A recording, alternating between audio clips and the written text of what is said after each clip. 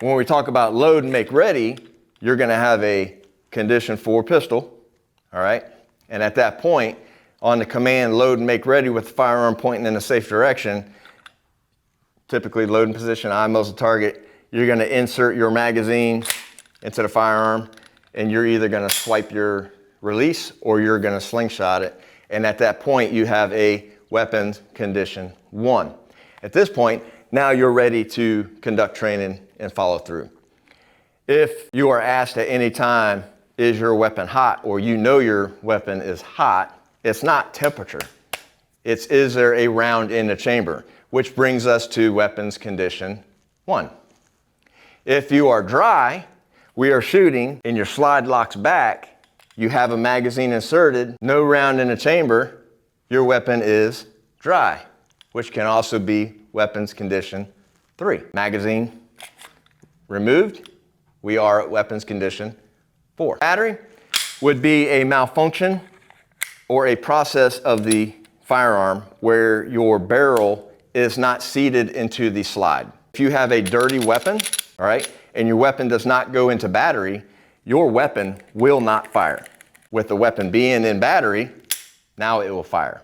So battery, you'll hear some more verbiage and terminology with that later on when Phil gets back up here, but battery is very important for the cycle of operation of the firearm. When we talk about squib, on terms, it's a very rare, but it does happen. In today's age with cheap ammunition, people making ammunition, not to SAMI specs, whole nother topic, but you'll have a high possibility of it being introduced to what is a squib. A squib round, in a nutshell, is the primer is ignited, the powder does not burn, pushing the projectile down the barrel. Can that be a problem?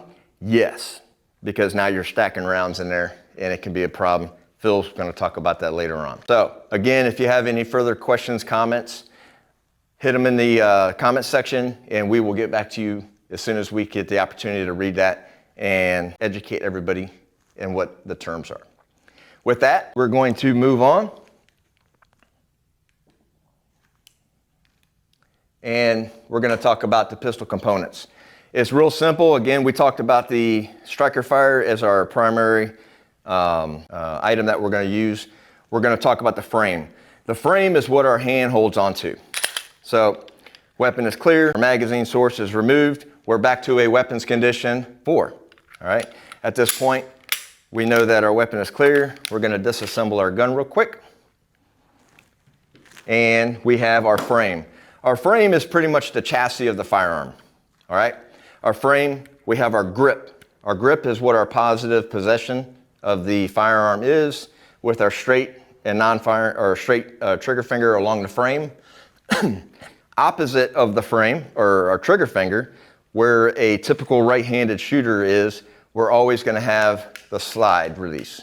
All right. The slide release is what allows your weapon to lock back or release and let your slide go forward, which is very important for the function of the gun. The takedown lever is, depending on what model you have, is going to depend on where it's at.